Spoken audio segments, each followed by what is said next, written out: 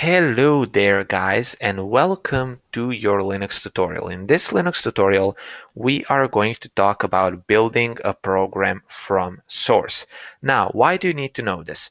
Well, because sometimes a package isn't available. Okay, sometimes you have some packages which are not available and you have some programs which are not available as packages and you want to install that program, and then you will have to build that program from source. And how do we do that? Well, first you have to download the source code from the website which supplies the source code of the program you're interested in.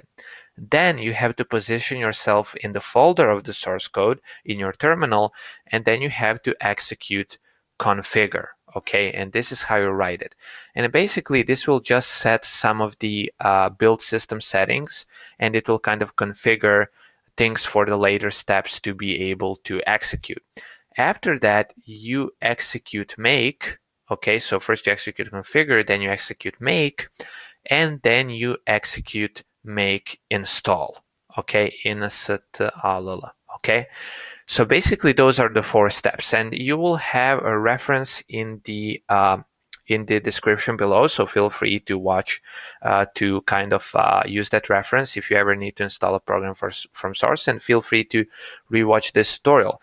But basically, again, you will need to build a program from source if the program is not available as a package, and if you recognize the third command, which was make.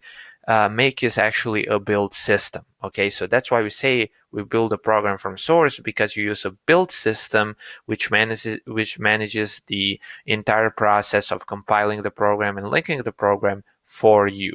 Okay. And basically, in these steps, you are instructing your build system to take the source code and make the executables out of it.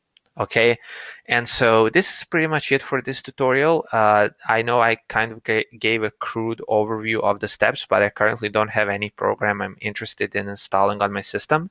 But again, if you ever have the need to install a program from source code, feel free to check out the references in the description of this video. They should be there. Okay, so thank you for watching. I hope you learned something useful, and I will talk to you soon.